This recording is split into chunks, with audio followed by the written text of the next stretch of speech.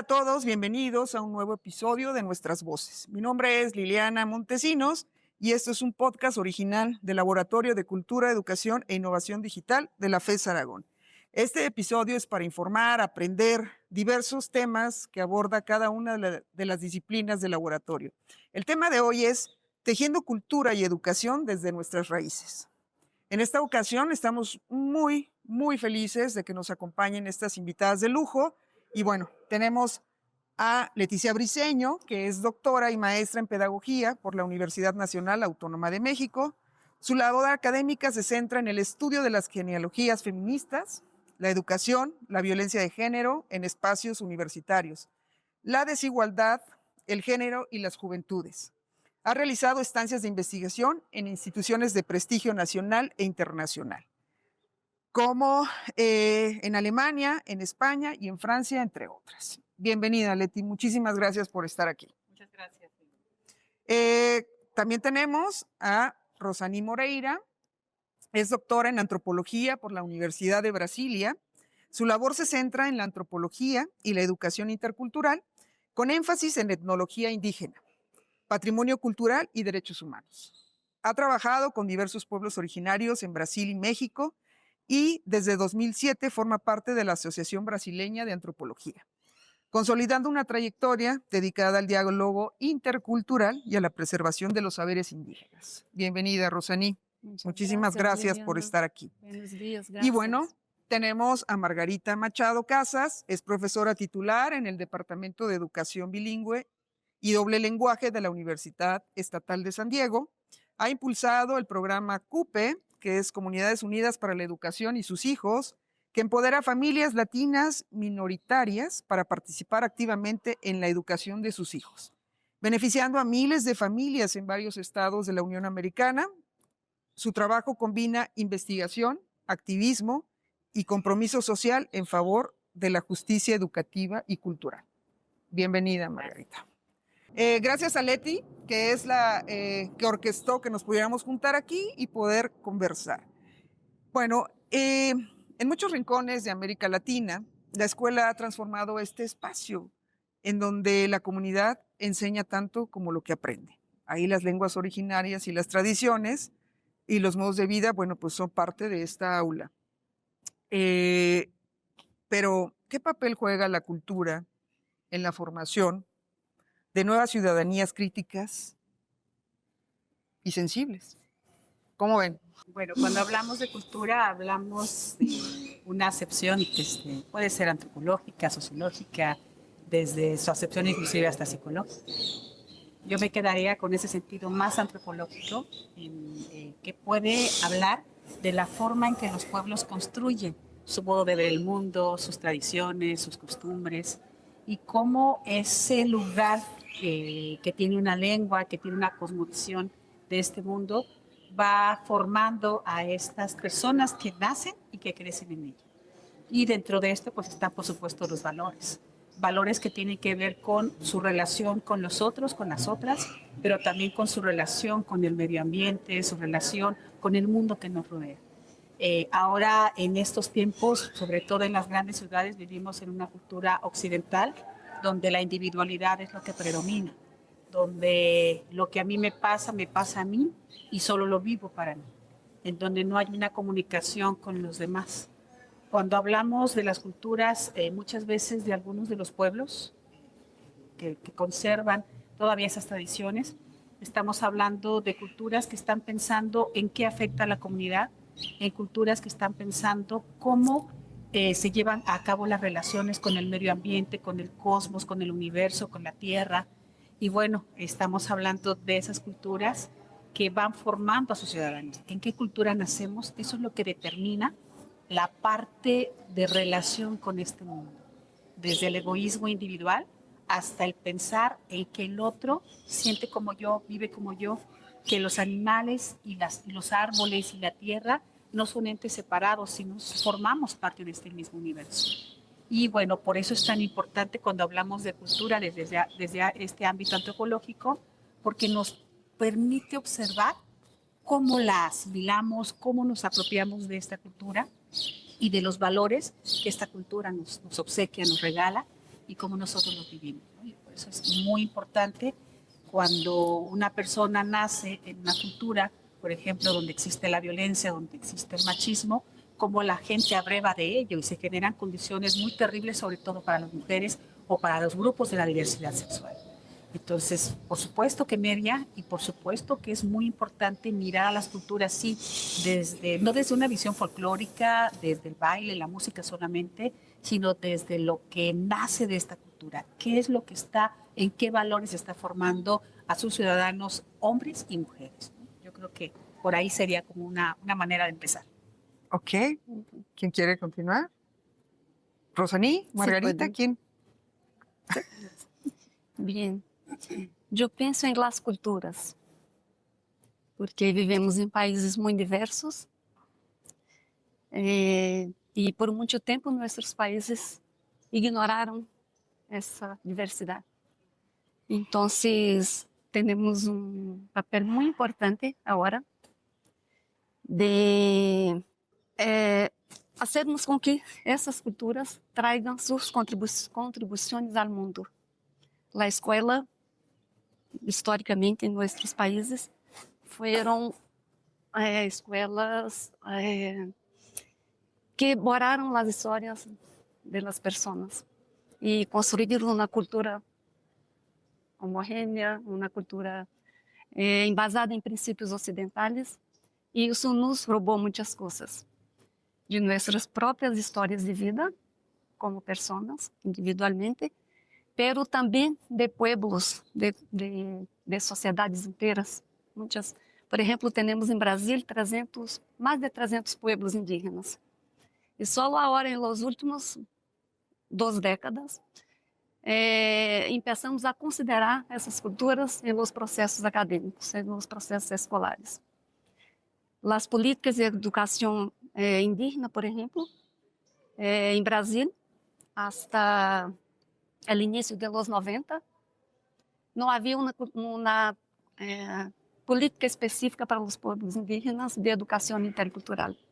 Então, tinha uma escola única e impositiva que considerava a língua portuguesa como a língua oficial e obrigatoriamente a escola, essa era a língua de ensinança nas escolas.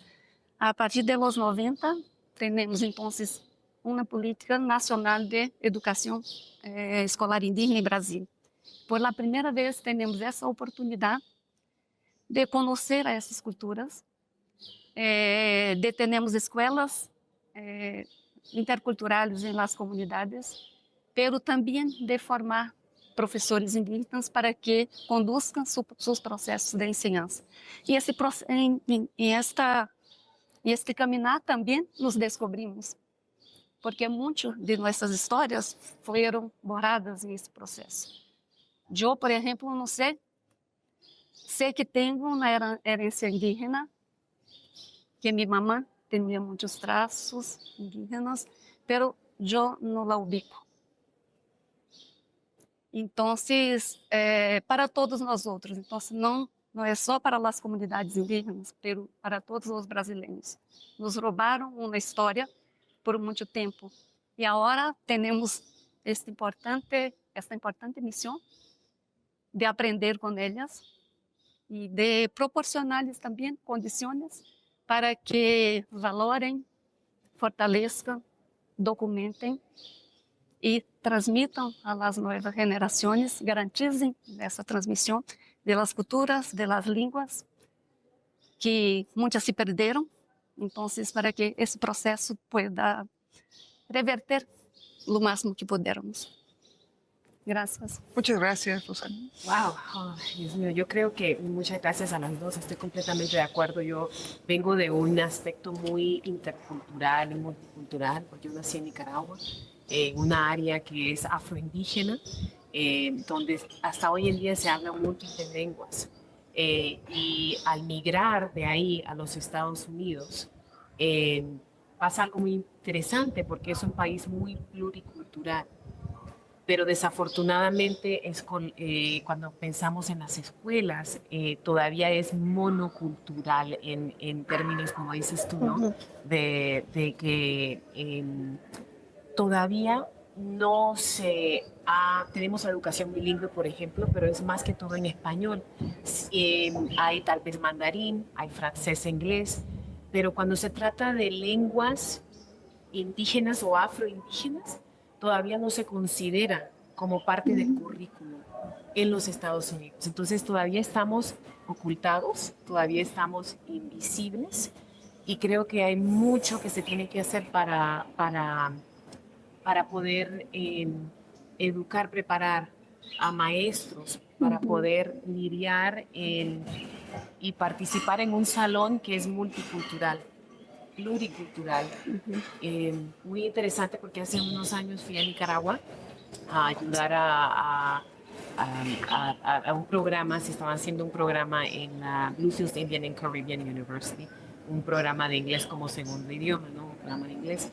Y cuando comenzamos a hablar acerca de la necesidad de tener programas bilingües en un salón, se tuvo un debate, ok, pero tenemos todos estos 5 idiomas, ¿con qué idioma comenzamos, no? Entonces yo creo que cuando pienso también en los Estados Unidos, es un debate muy fuerte, porque cuando vienes en una comunidad tan pluricultural, pues ¿con qué comenzamos, no? Y creo que ese ha sido uno de los problemas más grandes, creo que tenemos en los Estados Unidos, de que primeramente no se consideran las comunidades en las lenguas indígenas. Segundo, ya que se consideran, hay muchas cosas, se tienen que ver presupuestos, cuántas poblaciones hay, con qué lengua comenzamos. Hay distritos escolares en los Estados Unidos donde tienes estudiantes que hablan zapoteco, mixteco, triqui, quiche. Entonces, ¿cómo es que podemos abrazar todos esos idiomas sin hacer uno más importante que el otro? Porque después se vuelve pues una manera de colonizar, ¿no? Entonces, yo creo que cuando hablamos de la cultura, para mí en este momento, desde donde estoy parada yo, es algo muy complejo, porque la educación, especialmente como en mi formación como educación bilingüe, multilingüe, tenemos que comenzar a repensar el rol de la educación cuando se trata de los pueblos originarios y pensar cómo es que vamos a ver este día de la cultura, y la cultura de quién, cómo vamos a comenzar a integrar estas culturas en salones pluriculturales. Y yo creo que ahí es donde ahorita estoy tratando de ver cómo hacemos esto de una manera respetuosa, donde no comenzamos a nosotros ser colonizadores también, ¿no? De teleespacios de cada uno, pero también entendiendo que pues somos poblaciones pluriculturales. Entonces eso yo creo que es muy difícil pero más que todo para mí ahorita lo que yo veo en los Estados Unidos, que es donde trabajo mucho, y es este renacer de poder identificar y valorar las lenguas y las culturas que están en los salones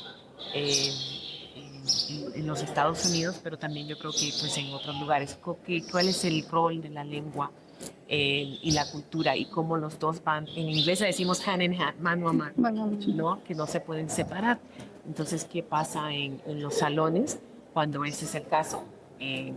Cuando tienes diferentes lenguas y diferentes culturas en el salón. Entonces, yo creo que es algo complejo. Por supuesto que es complejo. Ahora que dabas este ejemplo, me pongo a pensar en la universidad, en el instituto, porque pensamos a lo mejor en esta parte inclusive de estos idiomas dominantes que mencionaste, pero no por eso puedes hacer menos. Y en el instituto, bueno, convergen aquí y yo lo digo, bueno, a veces volteamos a verlos a ustedes por la pantalla que tienen, ¿no? Pero ¿qué pasa aquí en Oaxaca, no? O sea, ¿qué pasa en estos espacios en donde convergen diferentes culturas, que nada tienen que ver unas con las otras, y que de repente pareciera que ya me estoy sobrepasando contigo, pero es que así es mi cultura o así es como la vivo. ¿Qué te dice esto, Leti? ¿Te resuena esta parte? Porque nosotros tenemos el idioma dominante, el español o castellano, como quieran llamarlo. Ujú. Pero ¿y qué pasa con estas mini diversidades, que no quiero minimizar la palabra, pero bueno, son pequeñas poblaciones? Creo que Oaxaca es un lugar de resistencia, de mucha resistencia. Y cuando hablamos de las diferentes culturas, diferentes grupos étnicos que habitan, también estamos hablando de estas cosmovisiones de las que yo hablaba hace un momento. Por ejemplo, ahora que estamos teniendo esta celebración muy majestuosa que tiene que ver con la época de muertos, no se vive en ningún lugar del país como se vive, por ejemplo. Quizá con algunas semejanzas con Guerrero, con Michoacán, tal vez, ¿no? Pero esta idea de la muerte como un paso distinto, incluso cuando la vemos así festiva, aquí en Oaxaca no se le ve ceremonial, se le ve espiritual, tiene un sentido completamente distinto. Y esos espacios de resistencia que se viven aquí también lo vivimos en la escuela. Por ejemplo, en nuestro instituto y en la propia universidad, inclusive en las escuelas normales e interculturales donde hay mucho de toda esta parte, podemos ver cómo cada estudiante llega, puede ser chontal, triqui, zoque, zapoteco, zapoteco del Valle, zapoteco del Limije, del centro, pero cada uno de ellos tiene una idea que puede parecerse, pero tiene un espíritu distinto. Por ejemplo, cuando hablamos de los valles centrales y nos vamos a Sachila y nos vamos a Mitla, en Mitla no existe esta idea de ir a los panteones. Es un ceremonial donde se lleva a la gente desde el panteón, van con sus inciensos, sus cigarros, a invitar a sus muertos a que lleguen a sus casas. Y entonces conviven con ellos durante varios días, hasta que el día 2 deciden que se tienen que ir. Entonces, hace unos días platicaba con algunas personas, estudiantes de la universidad, que son de Valles Centrales, que son de Mitla, y decían que ahora están haciendo una estancia en Campeche, otros están en Sinaloa. ¿Y qué es lo que les duele mucho en estos días de no poder estar aquí? Y lo dicen así: no podemos llegar a realizar el altar y a convivir con nuestros muertos.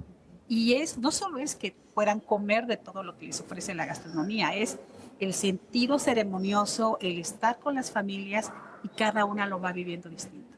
Y es un dolor que manifiestan y deciden: si hubiéramos sabido que el Estado se iba a caer en esas fechas, no nos hubiéramos ido, porque aquí es completamente distinto. Sinaloa está en el norte con todas las situaciones que se viven, una cultura distinta a la de Oaxaca, y por supuesto Campeche, que pudiera parecer semejante a nuestra cultura porque está en la región sur-sureste, tiene cosas completamente distintas que no se parecen en nada.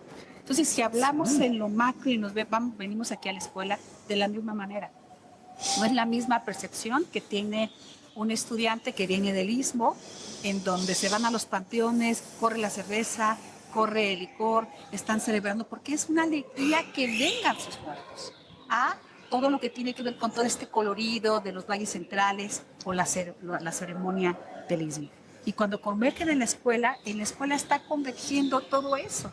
Y yo digo que son espacios de resistencia porque, contrario a lo que pasa en muchos lugares, se resiste plantándose y buscando que la cultura no se mueva. Y eso es una situación que va del estudiante que regresa a las comunidades y que vuelve a regresar a la ciudad, pero nunca deja esa parte de sí que está en esa comunidad. Se me hace extraordinario. Y por eso, a veces, cuando hablamos de un sentido formal de que estén en el aula, o sea, también tiene que regresar a sus comunidades, recrearse en las comunidades y regresar a las escuelas para poder compartir todo eso. Y esa es la riqueza que también tenemos. ¿Y qué está pasando con la tecnología? Porque ahora que lo mencionas pareciera que, bueno, no sé, por ejemplo, ¿no? He visto casos en donde hay un funeral y la gente que está en Estados Unidos manda dinero para apoyar. Y entonces los familiares, en lugar de estar en ese duelo, se la pasan grabando: mira, mira cómo quedó, mira las flores o sea, esta parte de la tecnología, ¿cómo impacta en la cultura? O sea, yo lo he visto allá, no, en México no, pero allá es como muy común. Es para mi pariente de allá de Estados Unidos.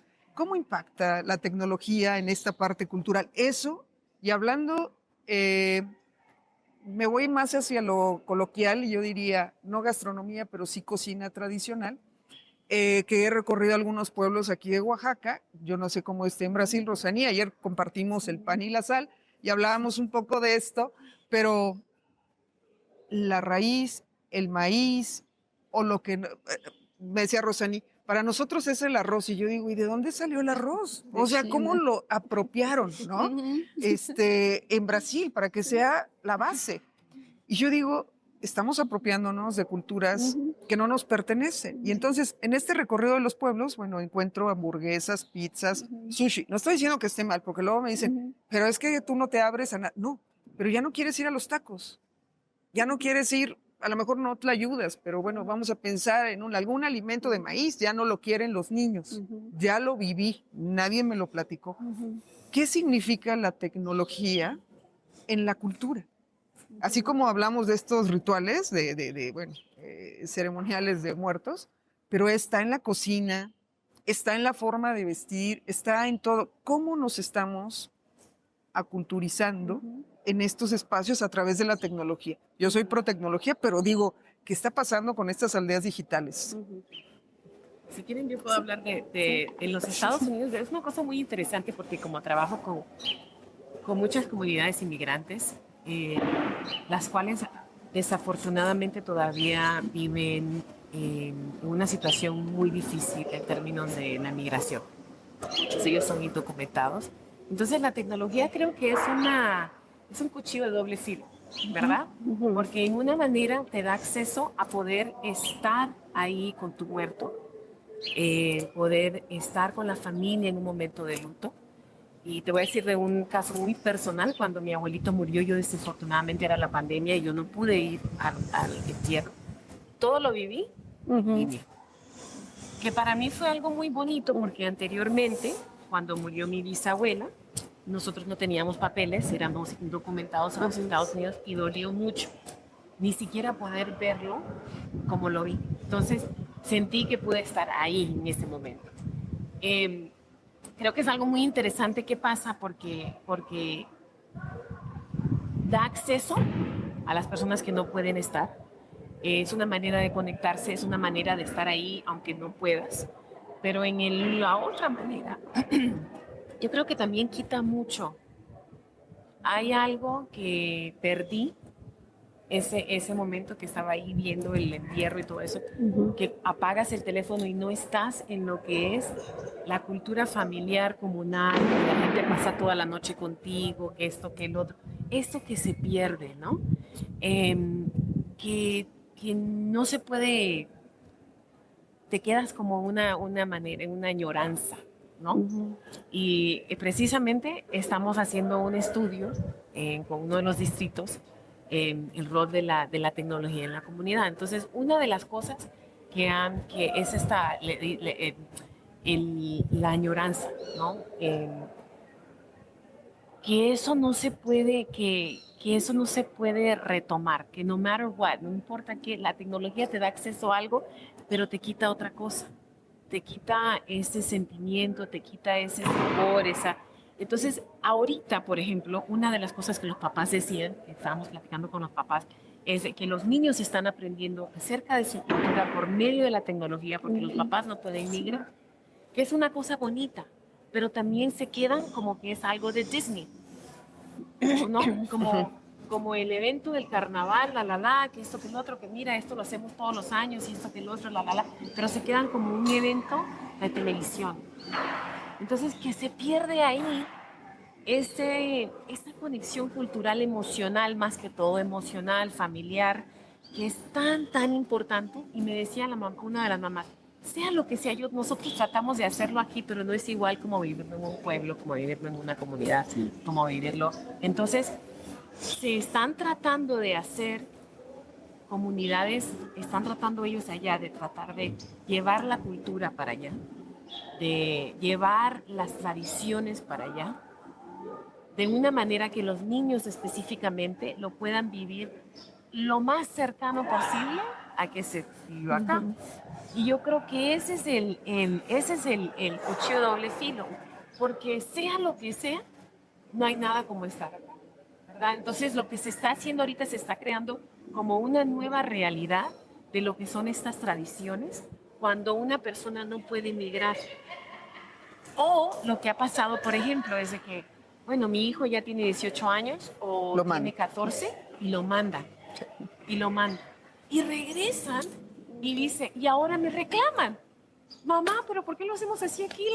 Ay, no, eso no lo estás haciendo bien. Y esto, entonces, ¿cómo le explico yo? Sim. Algo que es ancestral, que viene de generaciones y generaciones, que tal vez no se puede hacer. Entonces, una cosa muy linda que me hubiera encantado poder grabarlo, esa conversación entre la mamá y la hija, que le dice la hija, mamá, ¿sabes qué? Es que así no fue, ¿y por qué no lo hacemos así? Y esto que lo otro, y la mamá dice, es que no lo podemos hacer aquí, es que no me hace falta eso, me hace falta el otro. Y le dice la hija, pero tú sabes que lo puedes ordenar, ¿no? Entonces él comienza a meter en línea y dice, podemos traer eso, podemos traer... Y la mamá dice, pues yo no sabía, ¿no? Entonces están generando estas nuevas instancias, estas nuevas realidades que no van a ser igual, ¿verdad? Pero estamos hablando ya de que eso ya es el efecto de la tecnología y cómo está filtrando a estas nuevas realidades de las comunidades, ¿no? Entonces, es algo muy, muy interesante que yo creo que, otra vez, es un cuchillo de doble filo, ¿no? Pero que da acceso, pero no te da ese feeling, esa emoción, esa cosa, ¿no? Sí, porque lo conoces, pero no te sientes parte de. Ese sentido de pertenencia que hace que hable de la raíz es sumamente complicado. Pero es muy curioso, bueno, cuando vas y visitas paisanos allá en Estados Unidos, lo primero que te dicen, ¿quieres ir a comer? Y uno imaginaría, ok, ¿qué? Comida mexicana, Comida claro, ¿no? mexicana. Y cómo se vive ese proceso. No, yo quiero comida no típicamente mexicana, como te dicen. Aquí es la típicamente mexicana. No, yo quiero la típicamente americana, ¿no? Pero es como esta parte, no de la comida, sino del pertenecer, de platicar de las enchiladas, del menudo, del pozole.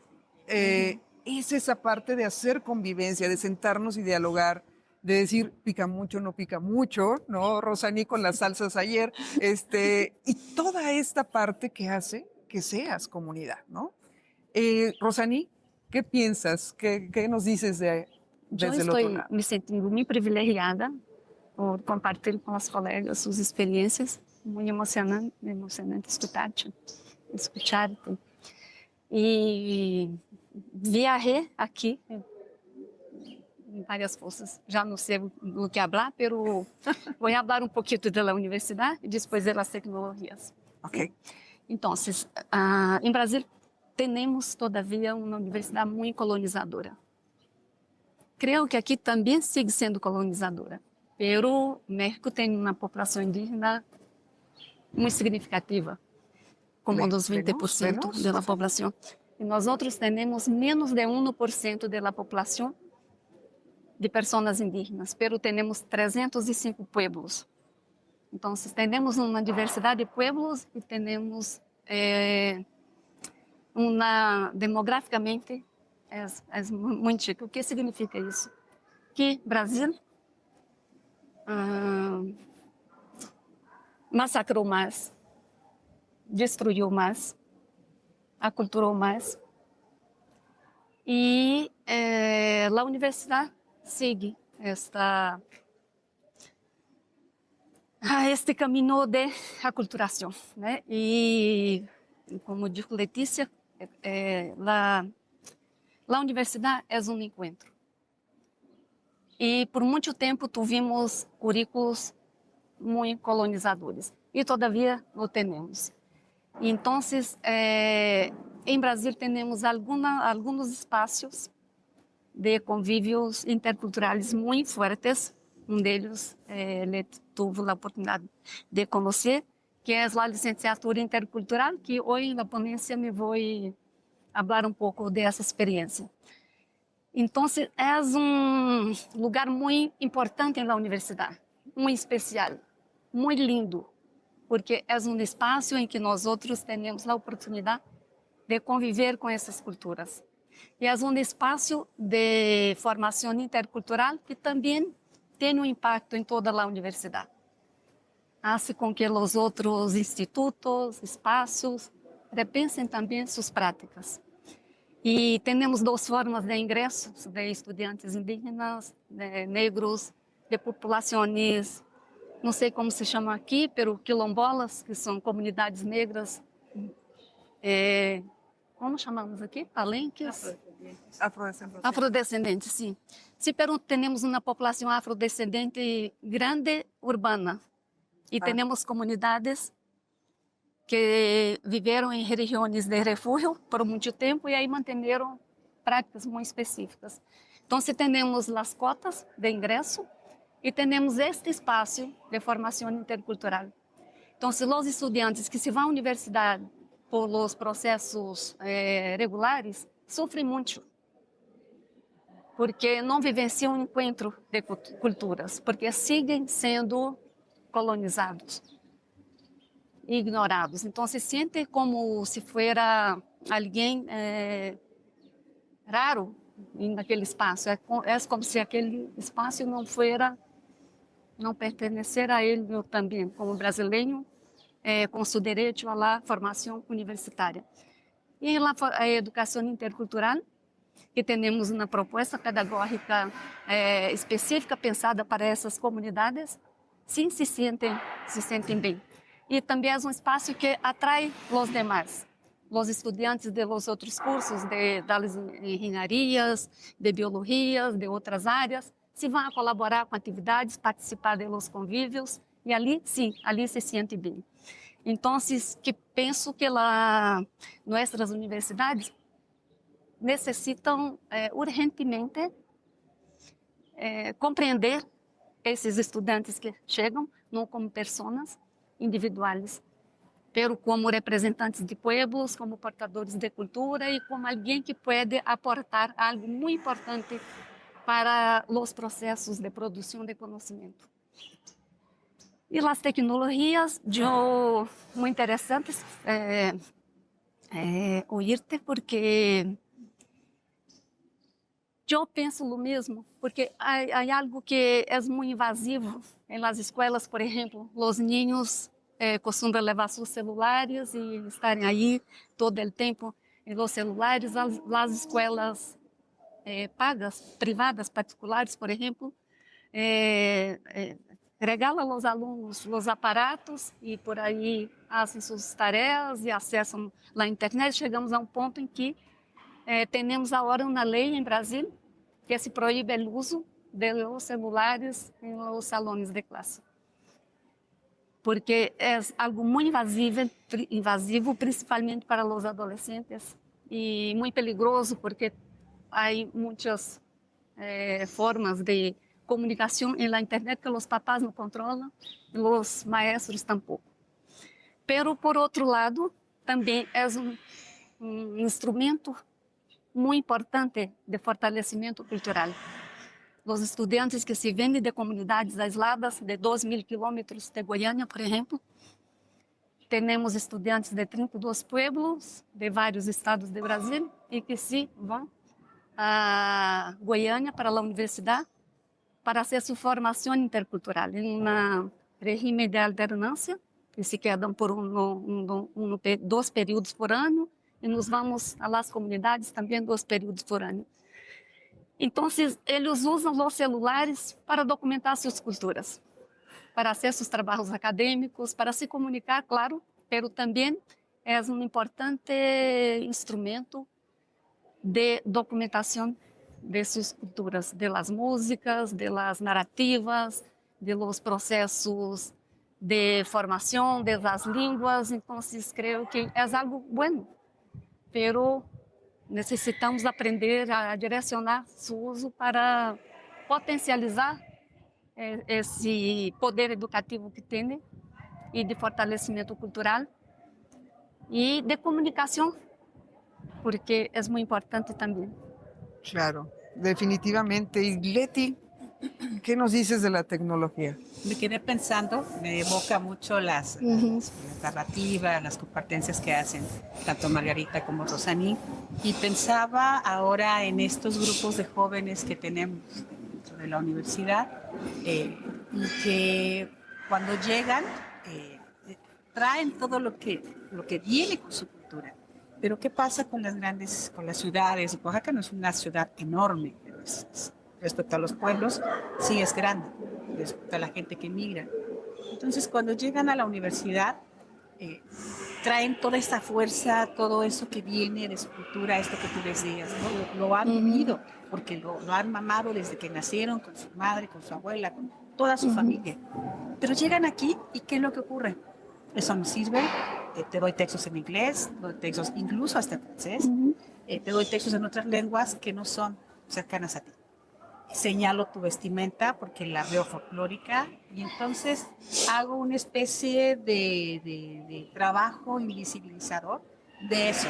Tienes que hablar español, tienes que pensar como yo, tienes que vestirte como yo y luego entonces te puedo aceptar, si es que te acepto. Entonces hay como un choque muy fuerte. Pero ¿qué pasa con algunos espacios donde se está trabajando? Pensaba, recreaba eso, ¿no? ¿Cómo puede haber posibilidad también para la tecnología? Entonces llegan los jóvenes, pero llegan a la universidad o llegan a las escuelas donde se están formando. En lugar de decirles no lo traigas, empieza este fomento de los rituales, de la espiritualidad, del vínculo con la tierra, del vínculo con los otros. Entonces, en lugar de sacar, como ha ido ocurriendo, se refuerza esta identidad. Y pienso ahora en estos días que estamos trabajando, ustedes los observaron, el primer día toda la gente, por lo menos aquí, un estudiante toca un instrumento, está cercano de alguien que toca un instrumento. Hay un estudiante que tiene un traje de su región, pero todos tenemos un traje. Entonces, si eso se fomenta, genera una sinergia muy positiva. ¿Qué tiene que ver esto con la tecnología? Hay todo un sistema ahora que se está recreando con el Fondo de Becas Guadalupe Musalem, reforzado también por la universidad, respecto a traer esas tradiciones a través de elementos fotográficos, videográficos, de mostrar y de preservar. No solo es lo que sienten, sino cómo lo sienten, y además mostrarlo a otras personas con ese orgullo. Ustedes pueden observar aquí todas estas donde se encuentran, y en la banda de música que tocó hace unos días, habían por lo menos 6 compañeros del mismo instituto, 6 compañeros universitarios.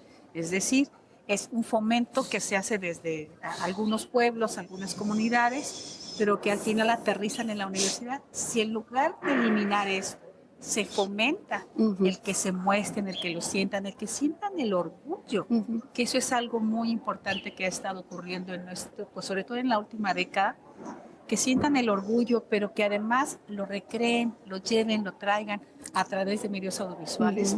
Me parece que puede ser muy potencial. Ponía yo el ejemplo del Fondo de Becas Guadalupe Musalem. Ahí les dan cursos sobre cuestiones de género, sexualidad, les dan cursos para que puedan entrar a la universidad a un grupo de jóvenes indígenas de diferentes comunidades. Y entre los cursos hay un curso de fotografía, que es muy bonito, fotografía digital, que les da una fotógrafa muy reconocida, y entonces les obsequian una cámara. Y esa cámara, su tarea es ir a su comunidad y retratarse, traer lo que ellas son. Entonces, eso se presentan sus propias compañeras, y de repente una compañera chatina está mostrando el río de su comunidad. Otra compañera Soque está mostrando la cabaña y el espacio donde hacen las tortillas, ¿no? Y otra nos llama mucho la atención, en una de las exposiciones que hicieron, era una niña que puso su cámara, se acostó en el río y puso en automático la cámara. Son unas fotos bellísimas del río, de ella, de cómo se recibe. Y verlo con las otras chicas les recreó mucho. Entonces, no solo estamos hablando de las redes, que son importantes, sino de esos otros medios audiovisuales que al final llegan a otros espacios, pero que muestran mucho de lo que son y que fomentan este orgullo, estas raíces de las que hablaba. Somos raíz, y esa raíz, desafortunadamente, yo escuchaba ayer la conferencia de Margarita, y yo veía pues, hasta con cierto desazón los porcentajes que iba dando, ¿no? En el sentido de que la primera generación que migra conserva el 60%. La siguiente generación, los hijos, prácticamente tienen el 30%. Y los que siguen ya no recuerdan esa cultura. Entonces también tiene que ver con un elemento territorial, ¿no? Entonces un medio cohesivo es de doble filo porque te puede acercar, te puede mostrar, pero puede mostrártelo como una pantalla, no desde el sentimiento de la raíz. Pero por otro lado, también puede servir como una especie de testimonial de eso que ocurrió y de que fue o de que puede conservarse. Por supuesto, porque bueno, yo he estado en algunas ceremonias de la Virgen de Guadalupe con las danzas que hacen y cuando me he acercado a los danzantes allá en Estados Unidos y les pregunto, oye, ¿y esta danza dónde la aprendieron? Porque una coreografía perfecta. No, no sé, a mí me invitaron.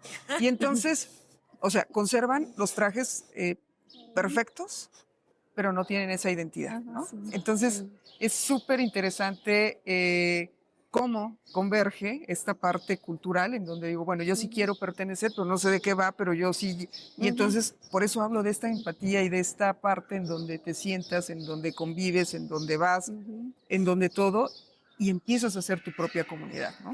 Tristemente no saben de dónde son las danzas que están haciendo, pero pues están haciendo comunidad como latinos, ¿no?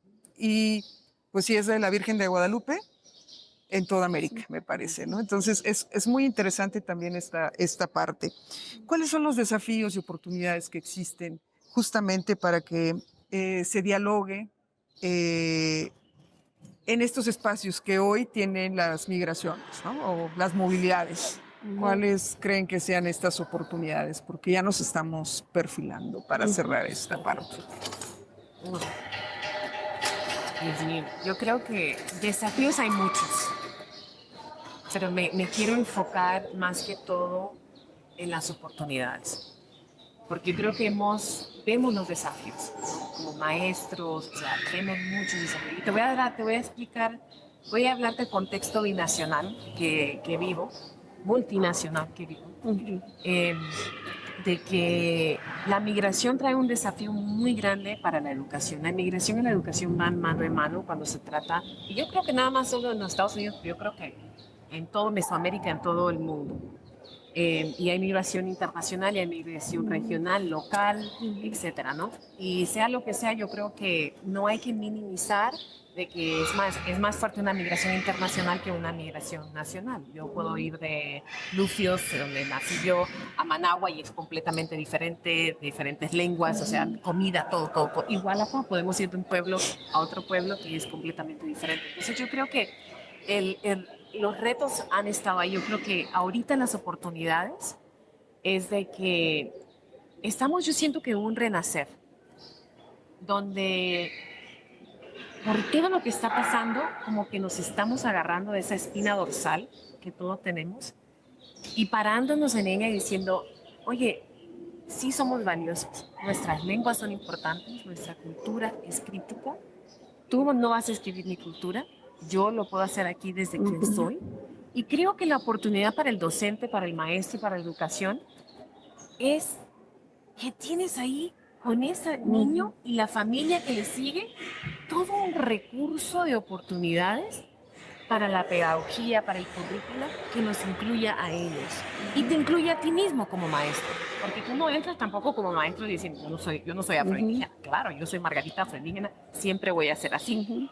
Y entonces es como esta mediación, esa combinación entre tú y yo y nosotros. Y esa es la gran oportunidad que yo veo aquí, educacionalmente, pedagógicamente, lingüísticamente, que ahorita esta es, yo creo que la fuerza más grande que tenemos como pueblos, de decir, tenemos que seguir luchando para no continuar siendo colonizados y poquito a poquito entendiendo, porque tenía una plática con una maestra que decía, maestra, pero yo no puedo perder mi trabajo, o sea, yo sé lo que tengo que hacer para claro, ¿no? O sea, son políticas que viven los maestros diariamente, entonces es esa conversación, ¿qué puedes hacer tú en tu espacio? Sí. Desde quién eres tú, tu raíz, sabiendo tú que tienes la obligación, el derecho, y los niños también, de sentirse orgullosos de quién son, de hablar sus lenguas. Entonces, ¿qué puedes hacer tú en las restricciones que tienes para abrir esos espacios? Primero. Segundo, administrativamente o institucionalmente, yo creo que en las universidades ya estamos en eso. Todas nosotras estamos aquí de diferentes espacios, países, y tenemos relaciones en otros países, todas, que también están en lo mismo, que estamos reconociendo y estamos viendo ese renacer de nuestras comunidades. Entonces yo creo que oportunidades hay muchísimas.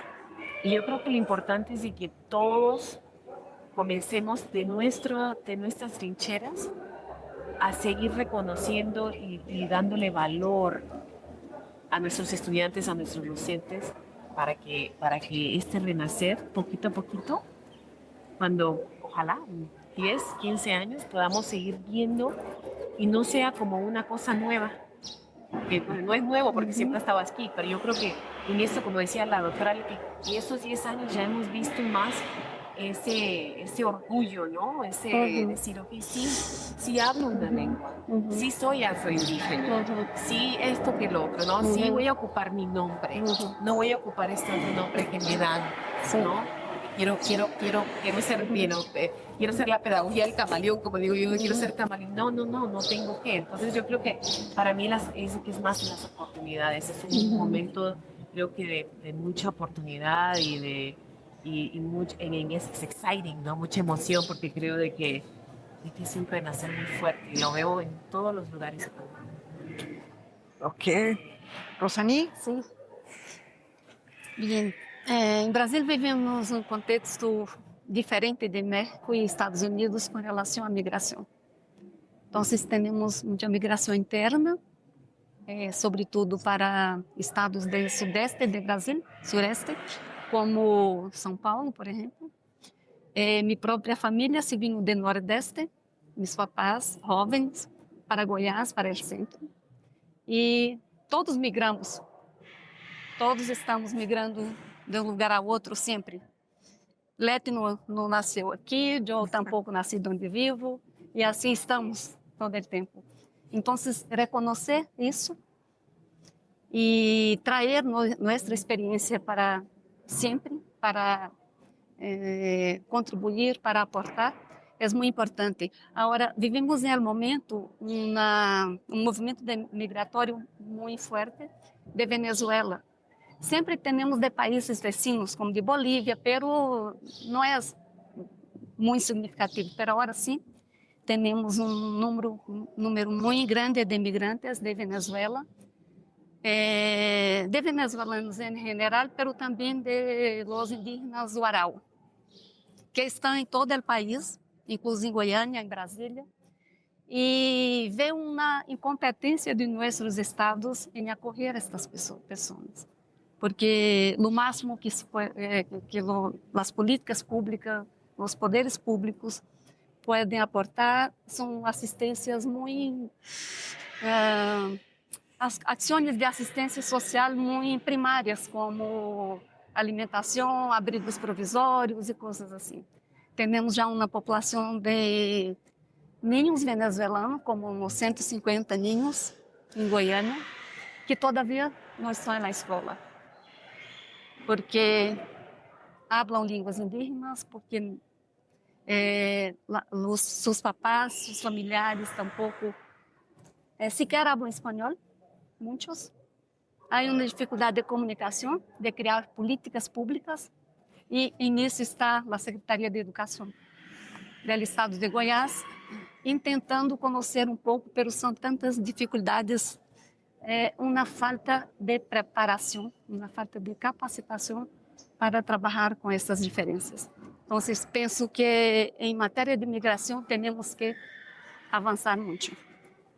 Ok. Estamos muito distante daquilo que seria ideal, sobretudo para acolher a los niños e que as escolas criem condições de trabalhar com eles, sem borrar suas culturas, suas formas de vida.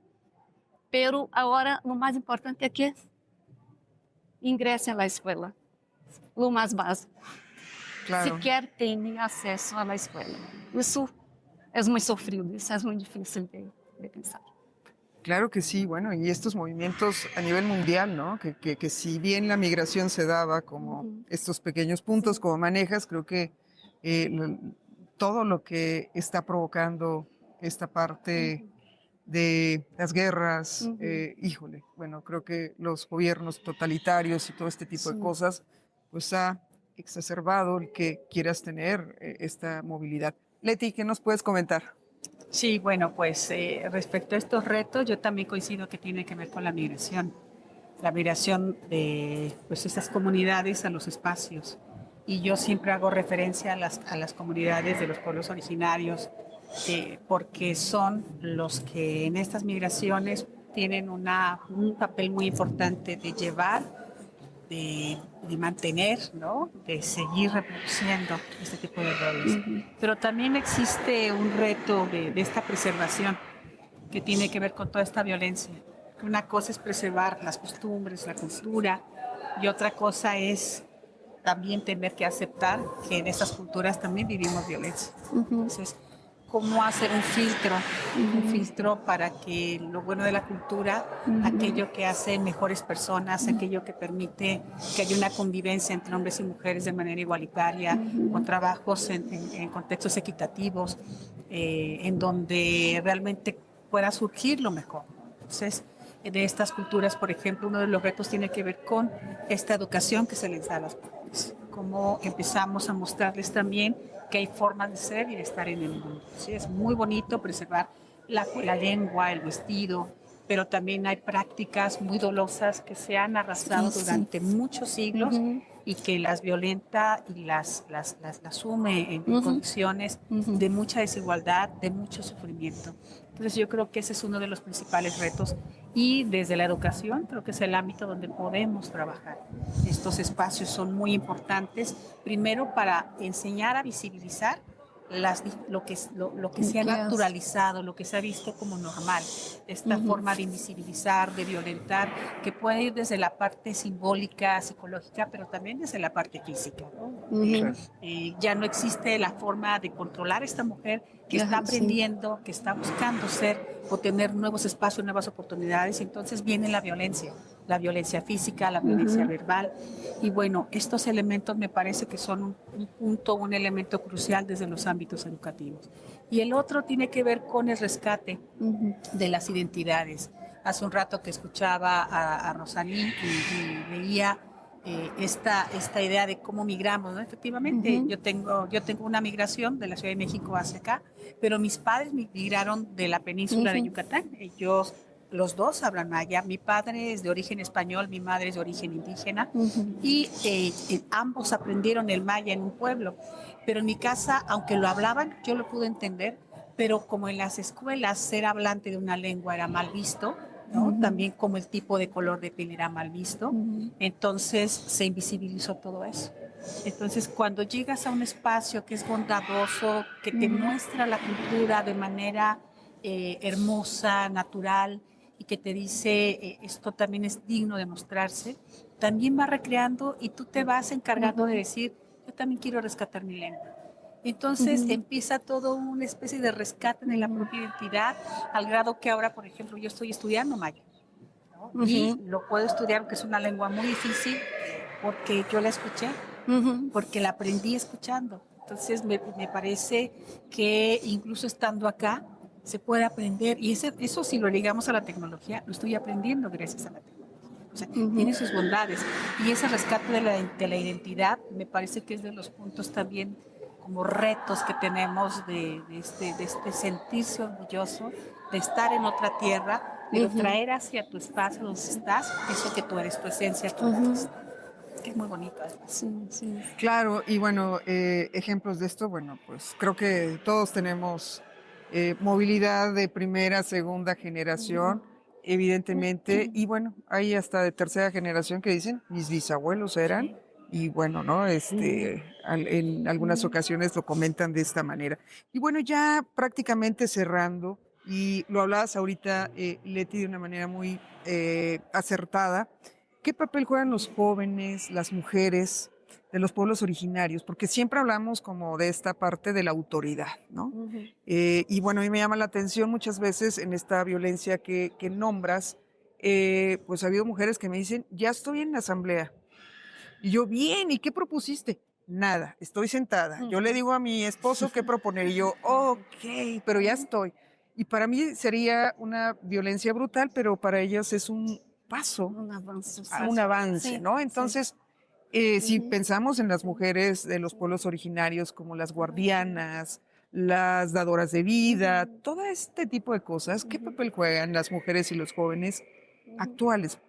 Porque la vida sigue, porque la cultura cambia, porque todo esto, y tienen un papel primordial. Las mujeres y los jóvenes. No quiero decir que los hombres no, pero han sido marginados a lo largo de la historia y creo que hoy tienen una gran oportunidad. Estamos en esta mesa hablando mujeres. Bueno, siempre tengo una mesa, pero bueno, ahorita fue de esta manera. Pero hablando mujeres de cosas que en otro momento hubieran sido impensables porque nosotros no tendríamos voz ni voto para nombrarlas, ¿no? Entonces, ¿qué papel juegan las mujeres en este proceso y hacia dónde vamos? ¿No? En este papel con mujeres, empoderando a otras mujeres, muy probablemente. ¿Qué piensa? Pues, yo creo que la pandemia fue un parteaguas muy fuerte en todos los sentidos, tecnológicos, de formas de vida, de formas de ser. Aquí particularmente las asambleas son muy cerradas, participan prácticamente los varones, en donde hay dos formas de elección popular, la de costumbres y la de partidos políticos, pero un porcentaje muy alto de municipios eligen a sus autoridades por usos y costumbres. Ellos tienen sus reglas, ellos se plantan en la asamblea, va todo el pueblo, pero por todo el pueblo, varón. Y en ese sentido, cuando llega la pandemia, las comunidades se cierran y no entra nadie. Entonces, ¿qué originó? Un acceso de los jóvenes a la toma de decisión, que es el primer cambio importante. Resulta que aquí teníamos las universidades del SUNEO y todas las carreras tenían que ver con reforestación de bosques, tenían que ver con todo lo que es el contexto. Pero ellos decían, ¿y dónde voy a aplicar esto? O sea, yo me quiero ir a la ciudad, pero viene la pandemia y se emplaza un nuevo reto. ¿Qué vamos a hacer con todo este conocimiento en un pueblo cerrado? Y hay dos casos muy emblemáticos, que son los de la Sierra Norte, con Ixtlán de Juárez, con este mirador. Y los jóvenes, por primera vez, comienzan a dar su opinión, comienzan a ser tomados en cuenta en la asamblea. Hay un cambio, hay un choque, porque los ancianos, la gente mayor, pues obvio no les da el crédito. Pero ¿qué es lo que ocurre? Ellos empiezan a ver el uso de los bosques, en la preservación de los bosques y toda esta organización para que llegue la gente, visite el bosque, visite el mirador y hacen toda una ruta de estos guías de turistas, guías de gente que llega, que les muestra las instalaciones, que lo lleva al mirador, que les da la explicación del pueblo. Y por primera vez tienen un lugar en el pueblo. Por primera vez tienen voz en la asamblea y por primera vez comienzan también las mujeres que habían estudiado a tener una presencia. En un primer momento pues se da solo la presencia, pero ahora estamos viendo, a raíz de que también las mujeres irrumpen en un mayor número a la educación, ya mujeres que están tomadas en cuenta en los cabildos municipales. Tal vez no en puestos, que se sigue dando desafortunadamente esta otra parte, no en puestos de toma de decisión, pero sí en puestos donde ya están siendo tomadas en cuenta, ¿no? O sea, ellas no deciden los dineros, no deciden la parte medular, están en cultura, están en educación, están en otros espacios que todavía no les permite una toma de decisión, pero ya están. Y creo que esto se lo debemos, uno, a las pandemias y también dos, al aumento del nivel educativo y a la migración. Se van los hombres, entonces tienen que estar ellos. Sí, Claro. sí. ¿No? Rosani. Eu penso que as mulheres sempre estiveram aí fazendo coisas muito importantes, transmitindo suas línguas, seus conhecimentos, protegendo, mantendo suas famílias, as comunidades e participando também das decisões, pero em el ambiente familiar e o que se vai a público, a voz que se vai a público é a de los hombres, pero as mulheres sempre estiveram aí. Em la maioria de los casos. Eu trabalho com muitas comunidades indígenas. Eu tenho um exemplo particular para compartilhar com vocês do pueblo Carajá, das bonequitas, que é uma sociedade muito dividida entre o masculino e o feminino, e os homens têm essa prerrogativa política de las assembleias, de sair a las instituições, de responder por todos. E também percebi em este caminhar que os científicos, os investigadores, as etnografias também reforçam muito isso e invisibilizam o que as mulheres fazem. Então, há uma forma de pensar também dos investigadores que documentam esses modos de vida e fortalecem sempre esse discurso de que são os homens os porta-vozes. Pero em muitos trabalhos que hice com elas, descobri que elas decidem na casa. Quando os homens se vão à casa de los homens, que é um espaço específico, onde se reúnem os conselheiros, homens adultos, se formam os ninhos, que se passam a adolescência. As mulheres não ingressam em esse espaço e é aí que são tomadas as decisões que depois são tornadas públicas. Então, eu descobri que elas são tomadas em casa e que as mulheres maiores decidem. Então, depois de toda uma conversação familiar, as mulheres maiores decidem, opinam e os homens levam suas decisões. Pero são os homens que falam.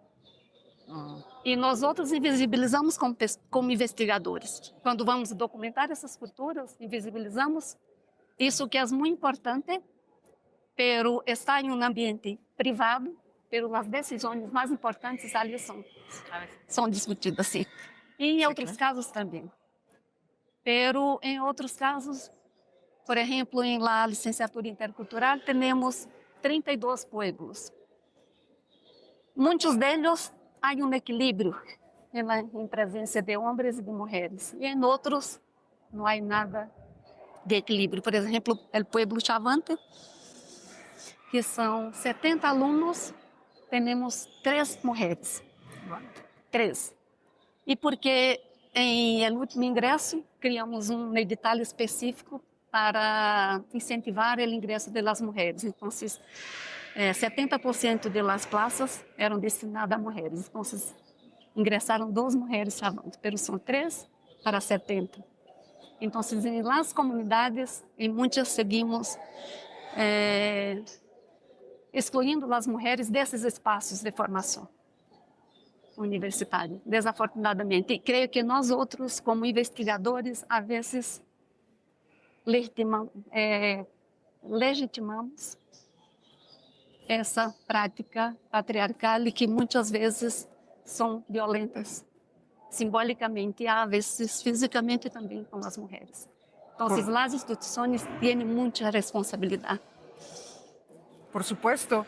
Tengo una tutela aquí de Oaxaca, en donde habla de la tenencia de la tierra. En Oaxaca, el 68% de la tierra la tienen los hombres.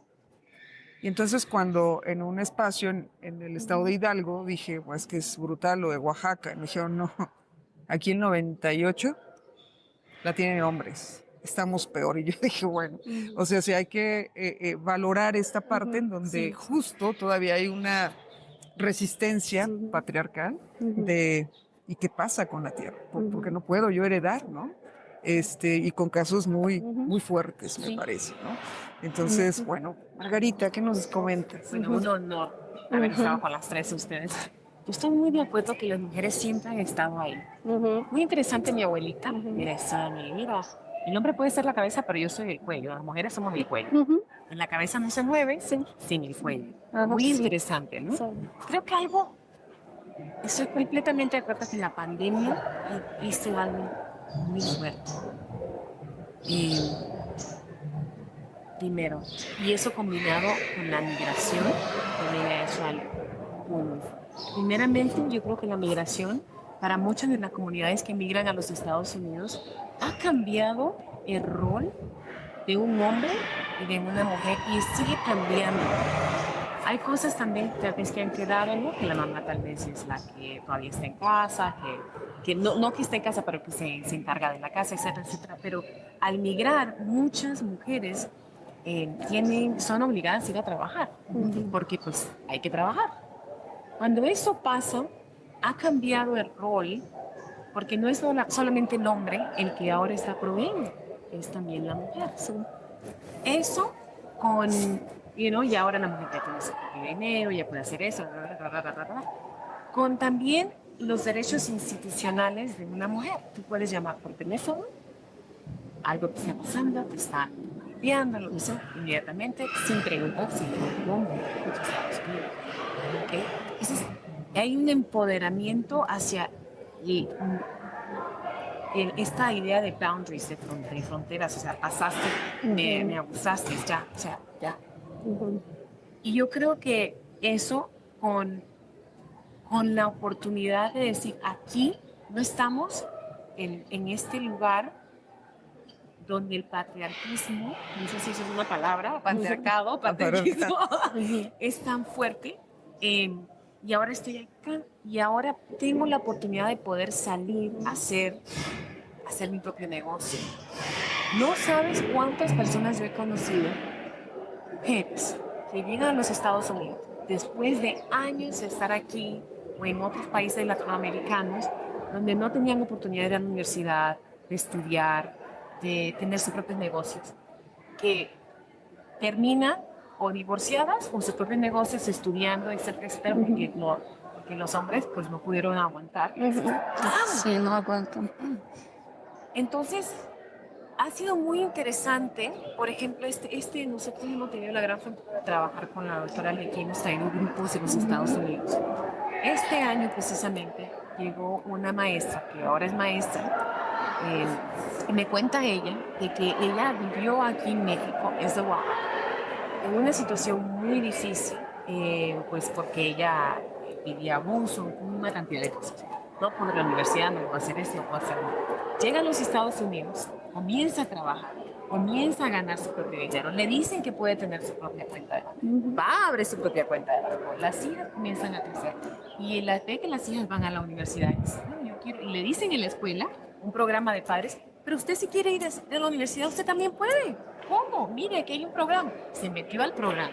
Ya metiéndose al programa, conoció a otras mujeres también, muchas de ellas de otros pueblos, otras comunidades, aprendió inglés, esto, lo otro, Dice que finalmente me dijo el esposo, ¿qué va a pasar? Entonces ella me dijo, mira, yo voy a salir adelante, yo tengo esta gran oportunidad, tú tienes dos opciones, nos encaminamos juntos, tú respetando mi espacio y de que aquí ya han cambiado los roles, que yo también, lo que yo aporto es tan importante como, ¿no? Porque ahora tengo también este ejemplo de mis hijas, ellas también están haciendo esto y eso. O, pues separarse. Para ella, felizmente, dice que el esposo está ahí, que la apoya, que fue un cambio para él muy fuerte. Pero ahora, pues ella es maestra, hace un montón de cosas y me decía que para ella la migración y la pandemia, estar en casa, porque dice que allí fue donde pudo tomar otra clase acá, otra clase allá, que eso que no, y se empoderó mucho. Entonces, estas experiencias están pasando más y más y más y más y más y más allá. Y si nos vemos, de que vemos lo que está pasando. Mira, esta semana pasada en Japón, ahora tenemos una Prime Minister. En México tenemos una presidenta. Antes que los Estados Unidos le estamos dando clase a todo el mundo. Entonces, Sí. ¿verdad? O sea, yo creo que esta es la era de renacer de las mujeres que siempre han estado ahí. Siempre han estado haciendo cosas importantes. ¿Verdad? Sí, Que sí. siempre mi abuelita Sí, era una persona sí. muy fuerte y todas nosotras todas podemos pensar en abuelitas, bisabuelas, tías que eran muy fuertes. Bueno, como el ejemplo que dabas de esta señora que ahora está en esta mesa, hombre todavía, pero imagino que ella es el cuello, Sí, claro, ¿no? sí. Ella es el cuello. Entonces, yo creo que ahorita es ese como renacer ya al frente de muchas mujeres, y mucho se está viendo en los Estados Unidos, por ejemplo, latinas jóvenes que están ahora metiéndose en la política. En uno de los distritos con quien trabajo, una de las personas encargadas de todo el condado es una indígena oaxaqueña, que es una cosa maravillosa que antes no se veía. Entonces yo creo que estamos en un momento de renacer, un momento muy fuerte para las mujeres, ¿no? Donde pues yo las veo a ustedes y a todas ustedes. Si ustedes pudieron, podemos todas, yo Todas puedo, podemos, y podemos sí. seguir con esto. Y yo creo que esa es la belleza de lo que está pasando ahorita, de que las mujeres tenemos una capacidad muy bonita de amamantarnos todas, de ser de traernos, mira, Sí, te entiendo, sí, no te sí, preocupes, sí, vente, sí. vámonos. Sí, No estamos en competencia. Sí. Yo creo que ese es lo lindo de todo eso, que es la fuerza, yo creo que tenemos para el futuro. Claro, por ahí dice un dicho, ¿no? Las estrellas no pelean por brillar, Ay, todas estrellas, ¿no? O sea, Oh. eh, Sí, sí. claro, todas brillan, todos seamos estrellas. Pues bueno, ya cerrando esto, ¿algún comentario que quieran emitir sobre estos temas? Algo que se nos haya ido y dice, esto recuerdo que era importante, algo que quieran comentar. ¿Quién quiere cerrar? Rosaní, que siempre le echa la culpa al de junto. Vou fazer um comentário a mais sobre o exemplo das mulheres Carajá. Tivemos uma grande reunião com líderes e com artesanos para começar um projeto de fortalecimento das artesanias tradicionais. E havia lideranças homens e havia artesanos que são lá ceramistas, que têm uma arte muito bonita, que Leti lá conhece, que modelam pequenas figuras e representam todo o universo através desse arte. Representa um ritual, uma narrativa, as fases da vida, é como se fosse o mundo Carajá em miniaturas. E nessa reunião, alguns caciques, os liderazgo das comunidades diziam, não, nós outros vamos falar porque quem habla, em Los Carajá, quem habla são os homens. E uma das mulheres maiores, que habla muito pouquinho o português, disse, não, pero o ofício é nosso. Somos nós outras que hacemos. Pero as mulheres não hablam o português. E o equipo que estava conduzindo o projeto tratou de dizer, pero há muitos bilíngues por acá. Há netos, há hijos, há hermanos bilíngues que podem traduzir a habla das mulheres. Então, se fizeram uma cola imensa para falar. E falaram muito. E quando terminava, se acordava de algo e dizia, não, eu quero falar outra vez. Então, deu um discurso de que as mulheres Carajá nunca falam, não sabem falar português, que quem habla são os homens, que as mulheres têm que estar na casa. Em esta ocasião que nós outros criamos condições para dizer que elas podem tranquilamente, de uma forma negociada, para que os homens não se molestem, sim, se sintam orgulhosos também de suas mulheres que ali estão. Mas sim, falaram muito. Então, creio que depende muito de também como nós outros conduzimos nossos processos de investigação, de ensinança e de como impactamos nossas instituições para que sejam sensíveis para situações como essas que muitas vezes se passam despercebido porque alguém chega e habla e já está resolvido. Chegamos a uma comunidade, alguém tem mais facilidade de comunicação, logo elegimos este interlocutor.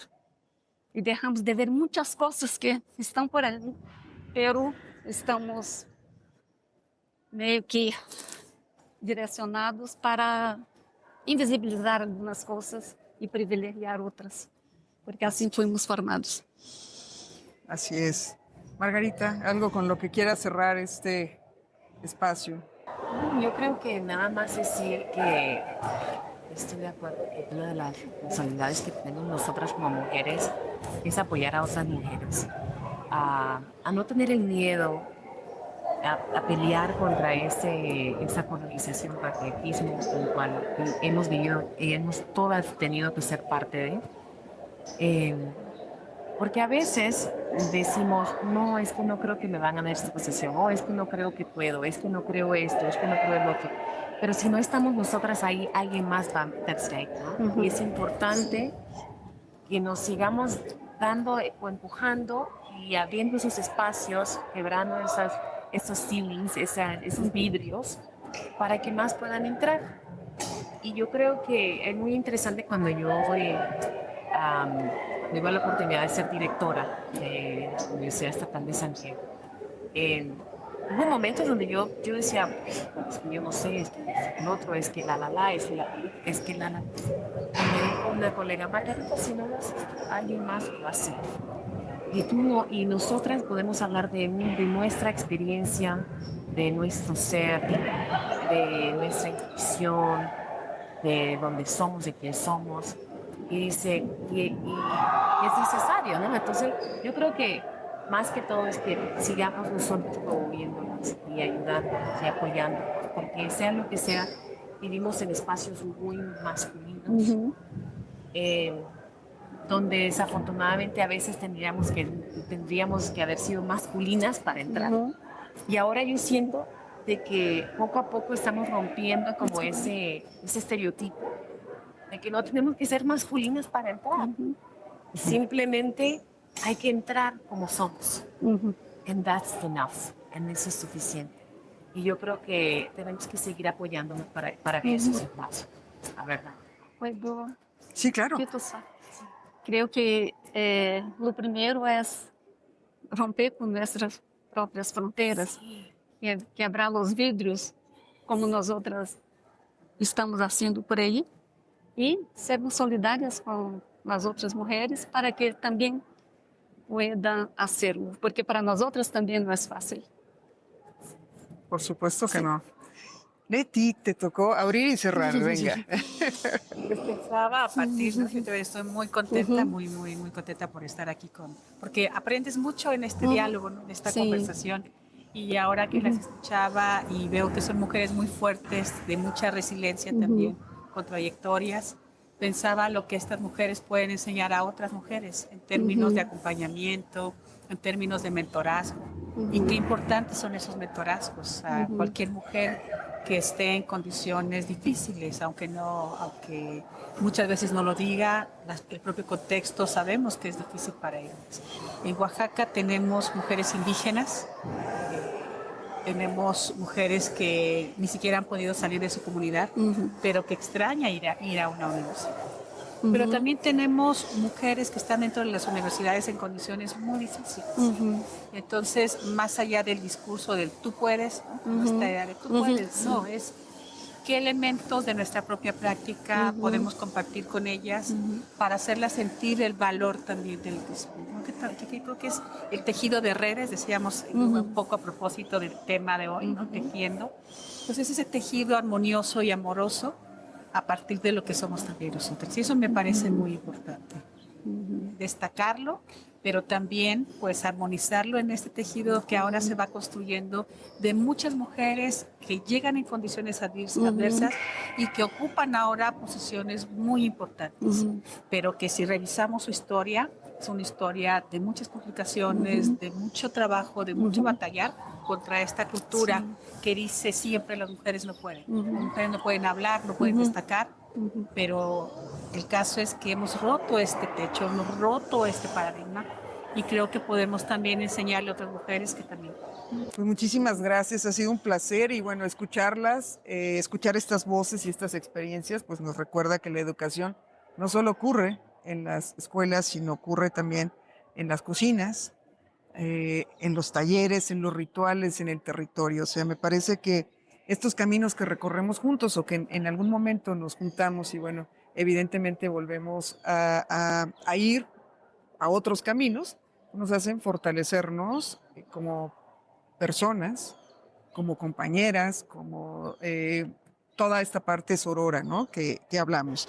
Y bueno, nuestras voces precisamente es dar eco a estas voces para que más voces se sigan reproduciendo en esta parte para tratar de imaginar, ¿no? Desde la cultura un futuro más justo, más equitativo y con mayor proyección en los derechos humanos. Muchísimas gracias por haber estado en el podcast Nuestras Voces. Agradecemos a nuestros escuchas que nos escuchen a través de @nvoces. Este es un podcast del Laboratorio de Cultura, Educación e Innovación Digital de la Facultad de Estudios Superiores Aragón. Síganos en nuestras redes y nos vemos en el próximo capítulo. Gracias.